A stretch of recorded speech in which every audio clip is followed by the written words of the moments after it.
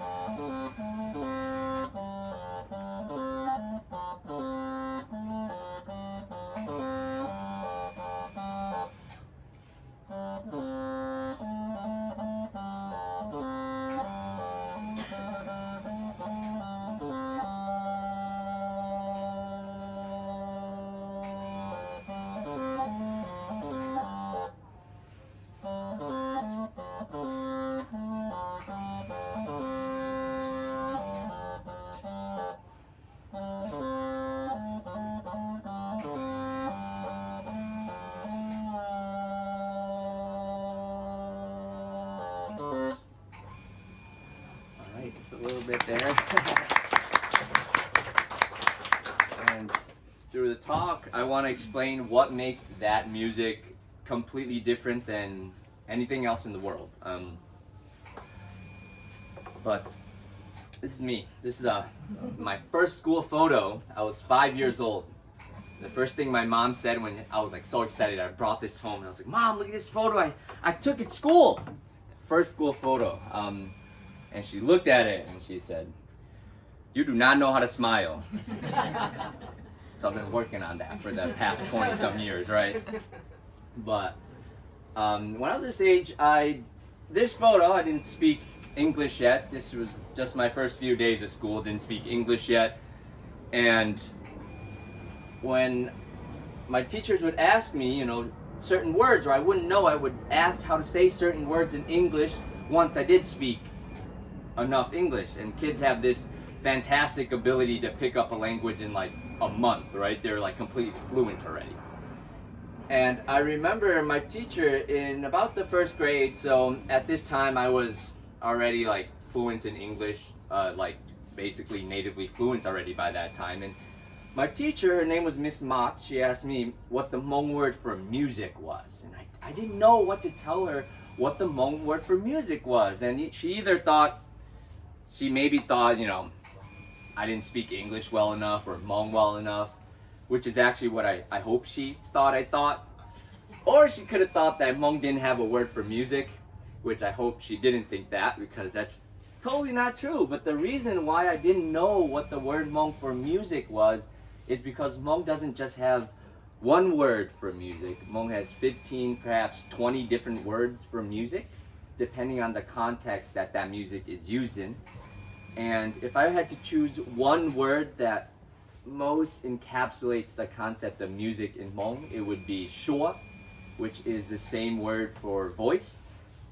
And that's very important because what I played on this instrument and what all Hmong music really is actually reproducing the Hmong language. So when we play Hmong music, it's not just la la li di lu random sounds. It's actually Hmong words that are reproduced through how the music is played. So when you think about speaking a word, there are certain parts of the word that are quiet, and there are certain parts of the word that are loud. Like we learn in kindergarten that we learn what the vowels are and we learn what consonants are. But if you ask a lot of people what is a consonant and what is a vowel and what makes them different, most people actually can't tell you what the difference is. They just know what it is. So I like to tell people that consonants are sounds that you cannot scream across the room, and vowels are sounds that you can scream across the room. So in a very basic phonetic level, that's what the difference is. But we imitate all of that through Hmong music. So what I played was a song about leaving your parents or your family, your loved ones behind, and having to travel or having to move or having that distance that separates you and your parents, your mothers, your brothers, your family. But the difference is not, what I played was not lyrics, but it was rather the literal words reproduced through the music. And I'll try to explain that a little bit more and demo it a little bit more through my talk here. But Hmong has a lot of these examples where there's a lot of words for words that we might have only one word for in English. For example, the word wear, like we wear a shirt, or you wear a belt, or you wear a hat, or you wear earrings. But when you think about it, how you wear an earring is very different than how you wear a shirt, right? A shirt like hugs you, it encapsulates your whole body. An earring is more just like dangling. So why do we use the same word in English? So in Hmong, when we say na, that first word up there, that's how you would wear a shirt or a pants, where it kind of encapsulates your body. And then you have dong, which is how you would wear a hat, where it kind of just sits on top of you. Then we have zhao, which is how you wear shoes, where you're kind of sitting on that item. Then we have jaw, which is how you would wear like an earring or a ring, where it kind of is dangling off your body. Then we have shi, which is she is like how you wear a belt or a seat belt. And you know, how you wear a seatbelt is completely different than how you wear a shirt. So why do we have the same word in English, right? Same thing with words for like give, like if I give you something as a gift, or if I'm giving you like a sentence as a punishment because I'm a judge, we use different words. Or like the word there, like it's there or over there or over there. Hmong people actually have different theirs based on if it's uphill or downhill, or if it's in front of you, or if it's back, or if it's to the side of you. We have different words. Or if it's like across a ravine on the other mountain, then we have a different word for over there. Same with sorry, you know, like if I'm late to this talk, I say I'm sorry, but that's a very different sorry than say I hit someone because I'm driving and I forget to look and I hit them and they get seriously hurt. That's a very different sorry than, oh, I'm sorry to your dinner, right? So Hmong has all these examples, and it's the same with music. But going on music, I want to kind of make this connection with Western music a little bit, so it gives people a little bit of a different grasp. So we have this solfege scale, you know, do, re, mi, fa, sol, la, ti, do. And Hmong is what we call a tonal language. And tones and musical notes are very different, but I kind of want to try to make that bridge, because I think Hmong is kind of where music and language really meet. So Hmong is a tonal language, which means how you stress a word. It will change the meaning. Same with Lao is also a tonal language. So my name, for example, is Neng. And in English, if you say Neng or Neng or Neng, it's the same. It's just a little bit different, but in Hmong it's completely different. So if we were to say do, re, mi, and instead of saying mi, you say Neng, do, re, Neng, and I'm not talking about the musical notes, I'm talking about how we stress that word mi or Neng, do, re, Neng.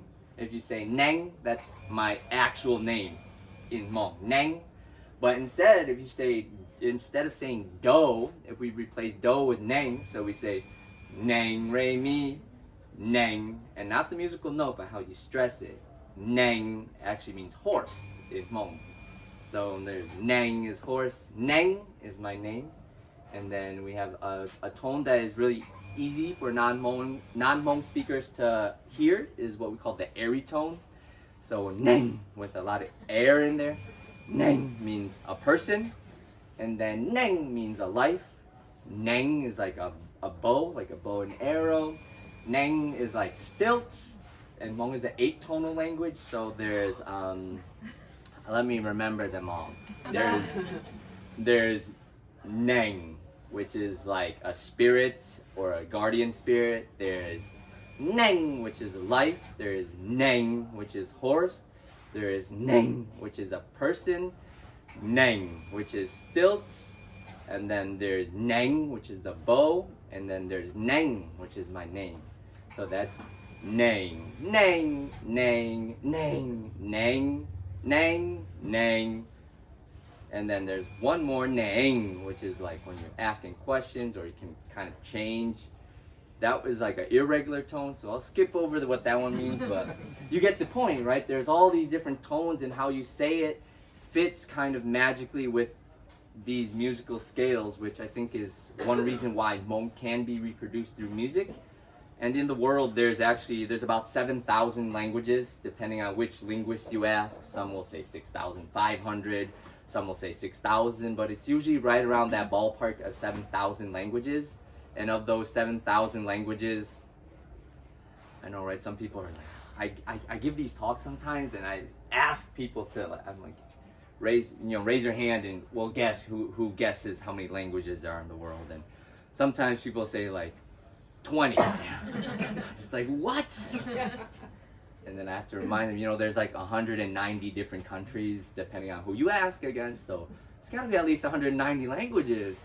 Then people say like 300, and that's like already super high. But there's about 7,000 languages in the world, and about 70 of them are what linguists call whistled languages, where the language is reproduced through whistling. So that's about 1% of languages.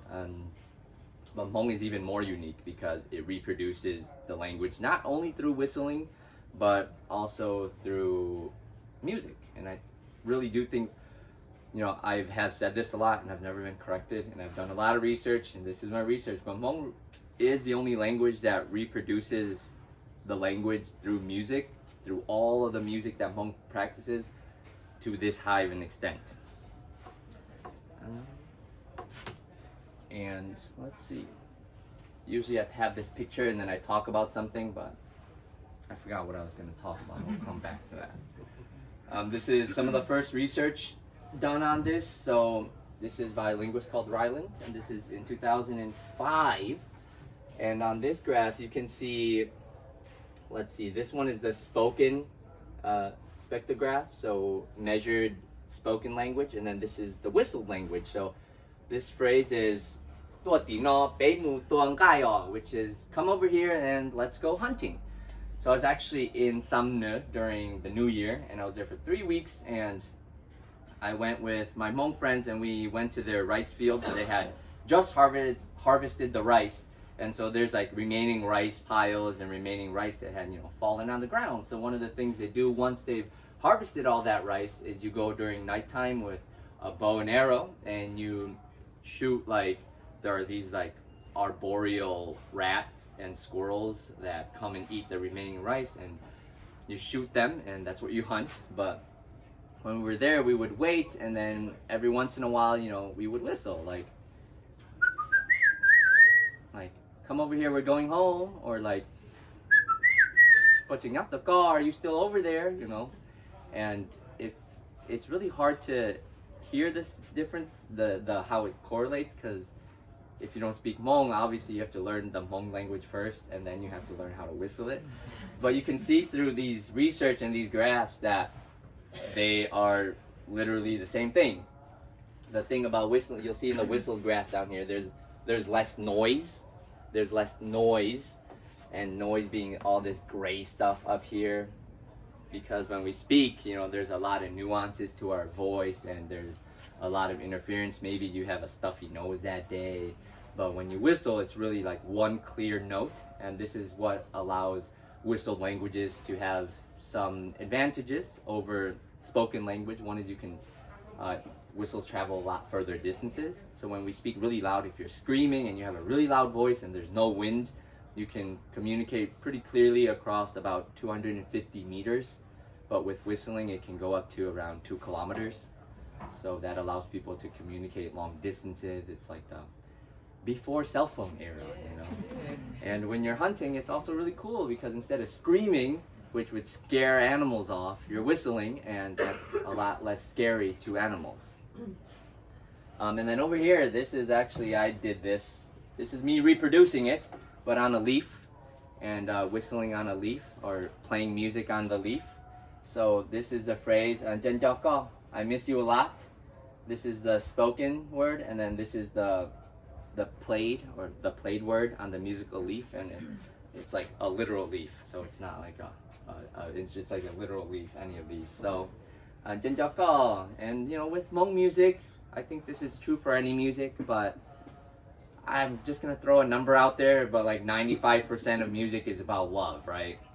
I just made that up, but you get my point. But Hmong music is the same. That's why "Jen Joko" is the phrase I chose to. Let me go back here. I chose to say, but let me play a little bit more, and then I'll demo and play.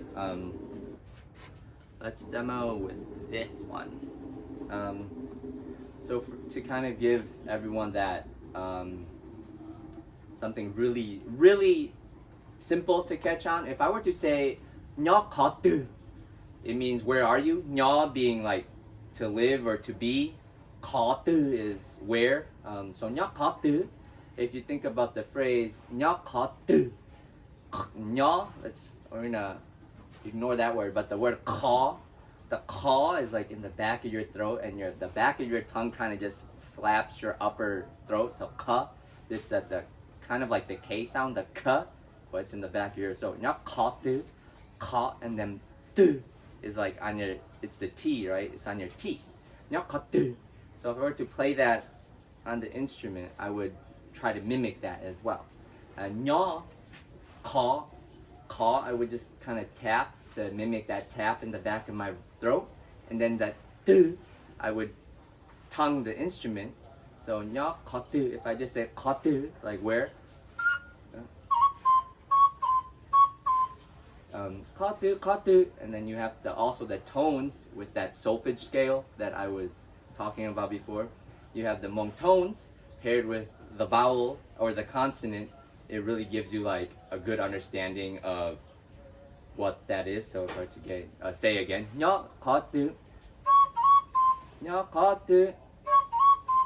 And if you try to sing these Hmong tones that I were talking about in not different musical notes, because depending on the instrument, the notes will obviously be different, but what we say in music, the intervals between how the tones vary in between each other, and the musical intervals, they have to have a correlation based on the type of music you're playing as well. So once you've listened to enough Hmong music and kind of learned how Hmong linguistic tones fit in musical intervals, then it becomes very easy and kind of just automatic for your brain to pick up what the person is saying.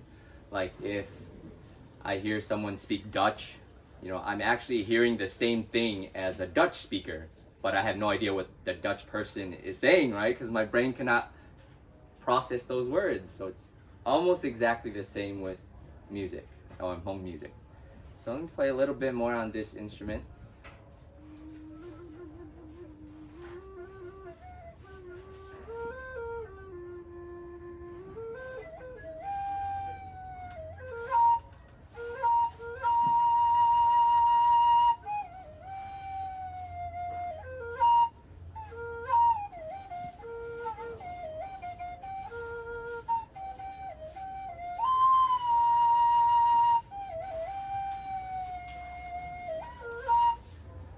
This is an instrument that Hmong people like to say is the hardest one to play, even though it's the most simple one to make, because it actually plays on 4 octaves. So if you don't know how to regulate your breath, it always changes, as I still do. But I'll play the smaller version also of that big one that I played before. I'll play this about love. It'll be a love song. And in Hmong music, when we start an instrument, usually we do what's called jua shua. Jua meaning to trap or to lure, and then shua is again music or voice. So we lure a voice, and that kind of gives people the idea of, in Western music, we would say the key that you're playing in or the style that you're playing in. So for this instrument, usually I would do like a, and that tells people, hey, this is the type of key that I'm gonna play in and the type of music that I'm gonna play in, so you know which musical language or which tone and note correlation I'm going to use. So that first phrase, it's usually said as ndue ndue or tong la.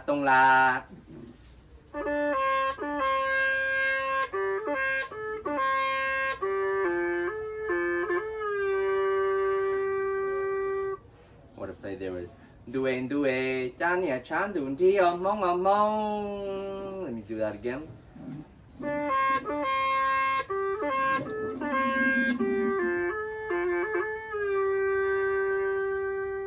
And if you're a musician, it's really easy for you to hear like the musical intervals and how I'm singing the words, how it relates to how I'm playing the instrument. But what's hard will be how the tones relate to the notes and how the consonants relate to how I ornament the music. So let me play a little bit and then I'll come back and talk.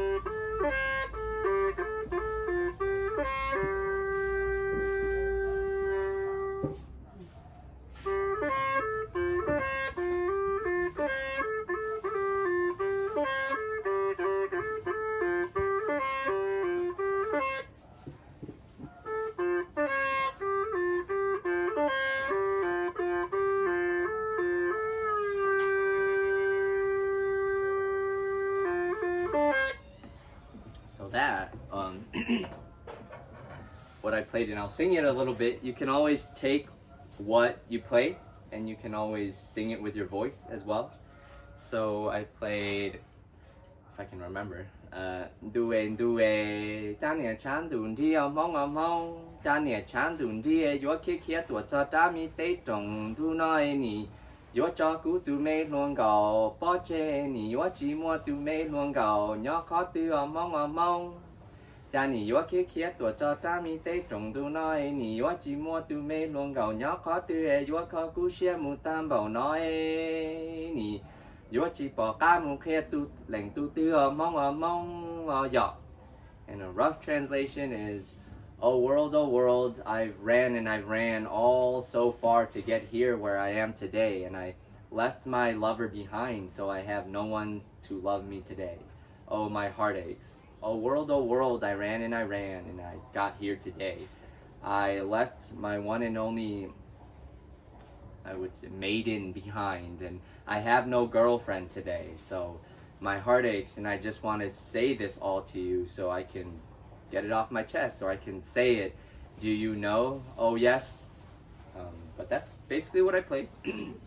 So all of this Hmong music, whenever you hear traditional Hmong music, and of course there's, you know, modern Hmong music, which is very similar to any music that you'll hear around the rest of the world, where it is just lyrics. But the most important thing about traditional Hmong music is that, one, it's not lyrics, and two, it's not a code. So it's not lyrics, and it's not a code as in like one note means yes and two notes means no. So I always have to tell people it's really the spoken word in music, and that's what allows Hmong music, that's what makes Hmong music so special. And you might be wondering, well, how can that be? So if I were to write this, I always like to make comparisons with written languages like English. If I were to write, hello, my name is Neng, it's nice to meet you, this is, you know, grammatically correct. But if I wrote this and you only saw this, you would still understand what it meant, and you would still understand what this meant to, you know, a very high degree, oftentimes 100%. And it's the same with whistled languages or musical language like Hmong. You can't reproduce every nuance that spoken language has, but you can reproduce enough that you understand to a very high degree what they're talking about. And it's because your brain automatically fills in the gaps. And so it's a really cool new study in, you know, neurolinguistics and how our brain is able to do this. So when we study like the speech and music, they're actually kept on different sides of the brain. So the fact that your brain is able to kind of mesh those together, it's really cool. There's like new studies into, can we, victims of strokes, if they lose the ability to speak, because music is on the other side of the brain, if they can perhaps then utilize musical languages or utilize whistled languages to teach different ways of speaking. So very interesting stuff. That's like way in the future, but what I want to end with before I open it up to questions is Hmong music is almost always words. The only time it's not words is, again, like modern Hmong music. Of course, there's Hmong pop and Hmong rap and all that stuff. So then it's not, you know, literal words, but Hmong music is almost always words. There's also times like words we call taha, or kind of like scales, where kind of like musical scales, where we call them di, and it kind of, we put them in between real words. They're words that we would say in linguistics like discourse markers. So the ums and the ahs that you put into your speech, they don't really have meaning, but at the same time they have a lot of meaning. So if you were to give this instrument to me and another Hmong musician, and you told them, and you told me, you know, play the phrase, I love my mom and my dad a lot, we would play it in the exact same way. The only difference would be maybe I forget what you told me, and then I would play, I love my my mom and my dad a lot. So that that I would add in there, that's what the only difference that would be between how I play it and another musician plays it. And you know, simple stuff like how loud they play it, or maybe they choose to play the word mom really long because they like that word. But with that, if anyone has any questions, you know, I talk forever, but I always like to open it up to questions before I talk too much. Just one question that popped up in my head while you were talking about the relation between talking and singing in the Hmong language. I know it's a bit of a chicken or egg question, but ethnomusically speaking, I think it's interesting. But do you think that was first music or talking? Yeah, so the question is, what do I think was first, music or talking? And it's kind of like the chicken or egg question. You know, I think the romantic side of me wants to say music came first, but probably, like, practically, I think spoken word came first. But again, it really depends what you consider music and I guess what you believe. But I think from a practical research level, you know, the spoken language comes first and then we can have the music. But sometimes in Hmong, it really is, sometimes we change the music to match the language, but at other times we change the music to actually go more towards the language side. And it kind of begs the question of what is music? I think that's a pretty hard question. You know, what is art is one of the hardest questions that I was actually took an art class in high school. And the first day, you know, I thought it was so smart because I was a high schooler. But the teacher asked us, what is art? And I was like totally stumped. But it's the same about what is music. And I'm going to demo. This instrument is really quiet, so. Hello. Okay. I'm going to try to play this with this mic held in the same hand. No, I think it'll work best like this, but thank you. Let's see.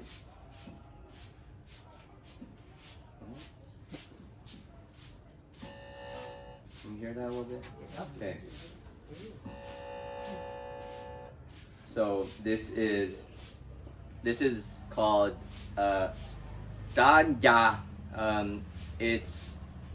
There's a few names for it: a Jaws harp, a Jew's harp, a mouth harp. It's in archaeology one of the oldest instruments known to mankind.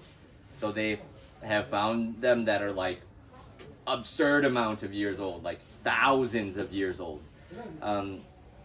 This is the Hmong version, which is made out of a copper alloy. Usually they put copper, brass, tin, or copper, tin, zinc, and silver. And then the percentages will change how it behaves, how the instrument behaves. But historically they have been made from bamboo, from wood, from antler, from steel. But this is also Hmong spoken language. So if I were to demonstrate, if I want to err more on like the spoken side of things, if I want to say like gu kia kia, kia meaning run run, and together that means you like traveled really far, and gu is I or me, so I traveled really far. Gu kia kia, I traveled really far. So if I say just those three words on this instrument, so I'm gonna speak it first, and then and then I'll play it, and you can try to listen to how similar they are. And this will be much more easy to pick up because this instrument, seeing as it's right on your mouth, it speaks really, really clearly. Kind of awkward. I'm not used to this, but we'll see how well this works.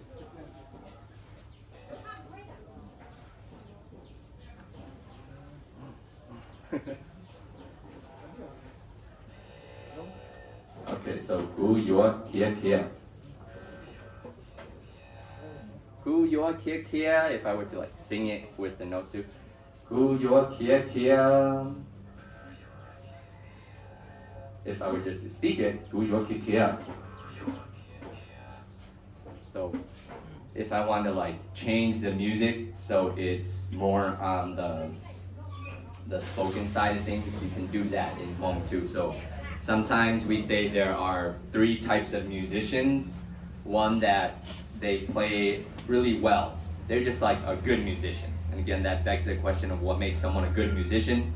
And then another musician, we say, plays like really heartfelt. Whatever they play, like you hear and you just want to cry because they're just so emotional. And then the third type of musician that Hmong people say is they play with really good pronunciation. So you can really just, they're basically speaking the words.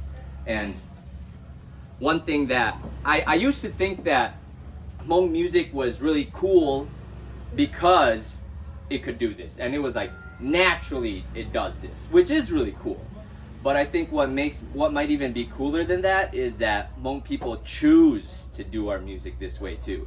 I think that sense of choosing to do that, as I've studied more of the language, that's even more special than the fact that our linguistic tones kind of musically fit really well with musical intervals, is the fact that we choose to practice our music like that. So when we talk about music, in English we would say, if someone just started learning this instrument, I would say, oh, they play poorly, like they don't play well, I would say that.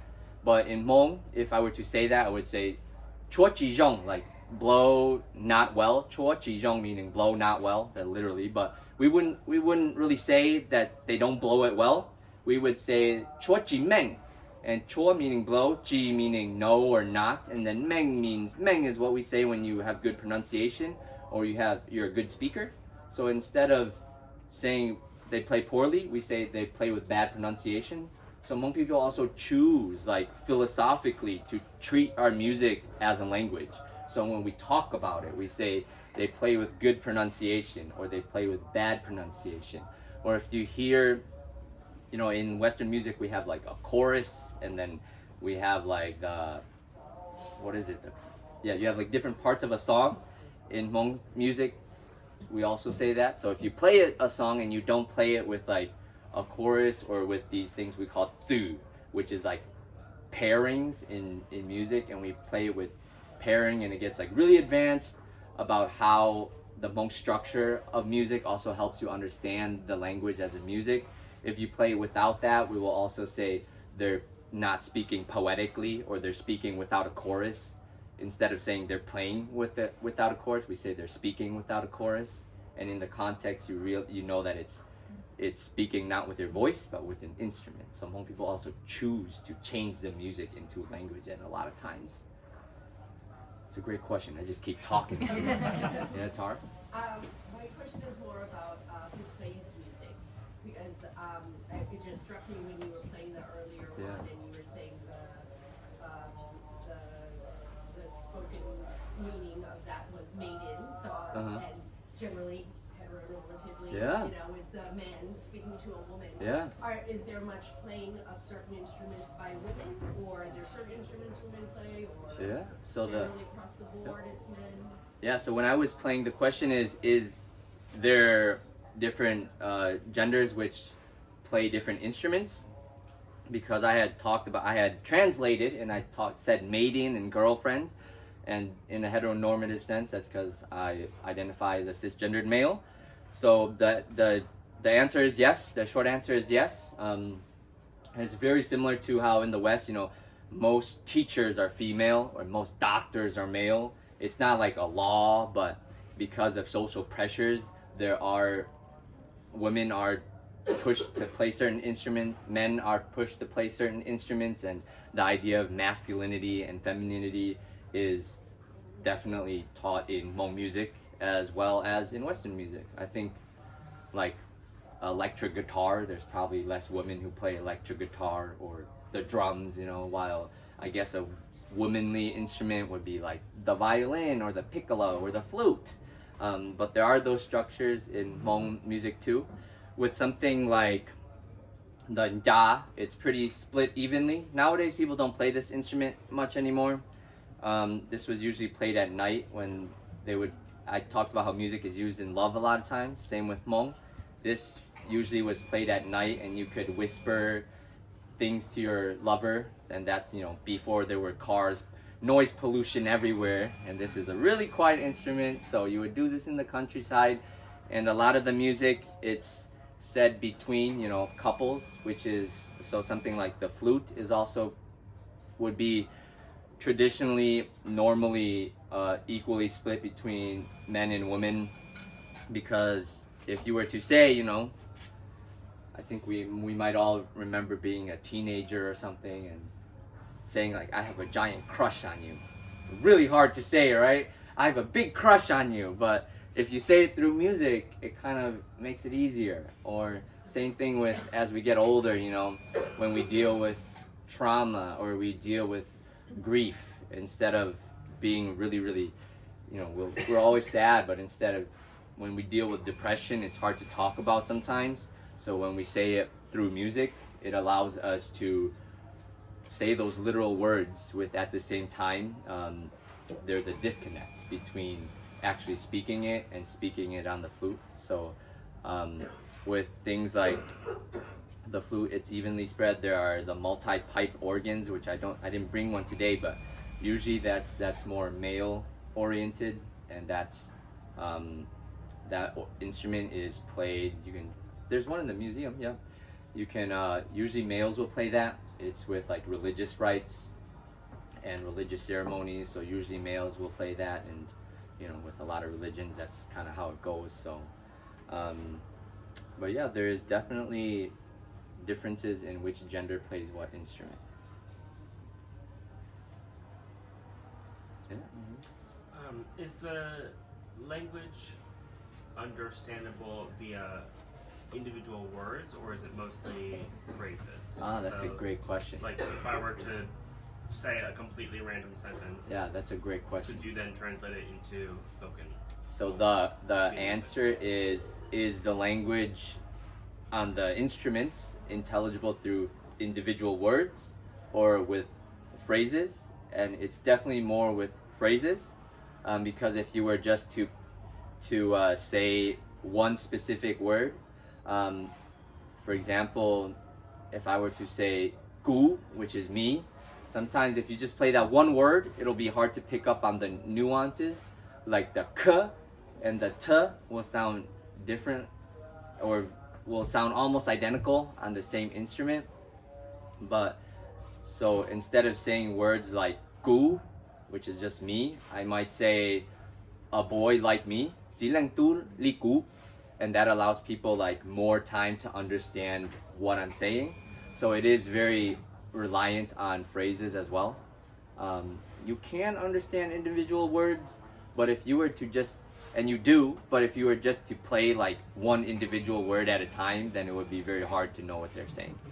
But if I were to give you a sentence that is not a sentence normally said, would you be able to? That's a great question. The next one is like, that's a great question. Could you then convey that sentence with so accuracy?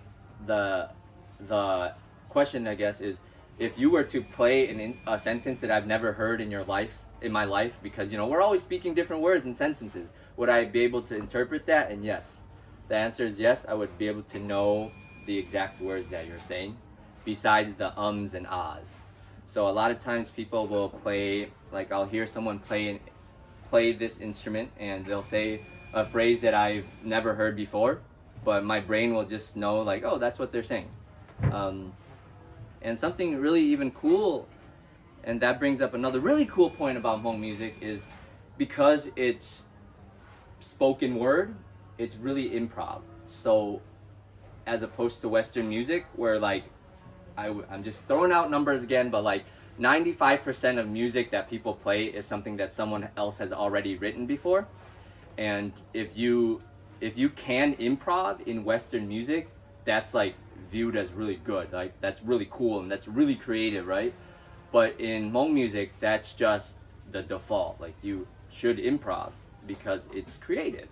And I like to kind of draw the parallel between in Western arts, if I draw a picture and you copy that picture, you're kind of viewed as just like a subpar artist, right? It's like really frowned upon to copy a visual art. But with musical art, it's not seen that way. But in Hmong music, if you copy someone's oral art, so that be like music, that's like really frowned upon. and it's just expected for you to make original improv music, while in the West it's kind of the opposite. So it's very, when I realized that, I was like, wow, that's very interesting. And you know, one is not better than the other, but it's just very interesting how people treat music or treat different arts differently. But yeah, the short answer is yes. And I hear a lot of phrases sometimes that I've never heard, and I know what they're saying.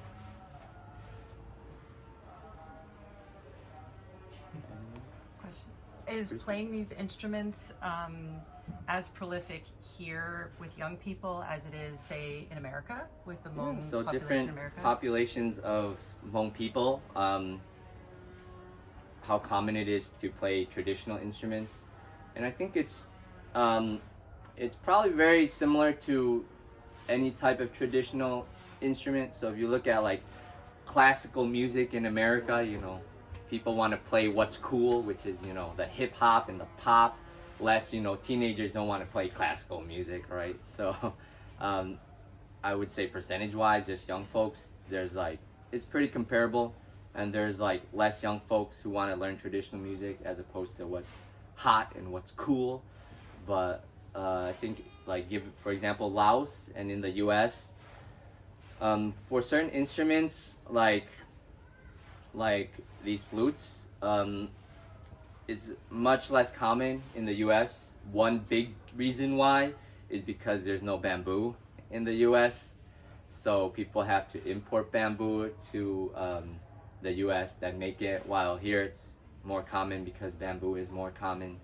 And you know, people use like PVC piping or like aluminum piping, but it just looks different, sounds different, and it just feels different. So the one thing about the US is that there's no bamboo, so or none of this species of bamboo. So a lot of times in the West we look at bamboo as one species of material, but bamboo has, of course, thousands of species of bamboo, just like thousands of species of wood, and they all behave differently, they last differently, they act differently. And so there is bamboo in the US, but like, for example, this type of bamboo, between the knots, it's like, you know, 1, 2, 3, we say 4 finger lengths in Hmong or more, and Hmong people are really picky with their type of bamboo, so this species of bamboo does not exist in the US, so it's harder to make this instrument. But there's a lot of reasons, but I would say it's pretty similar percentage-wise, who knows and who can play. Tara?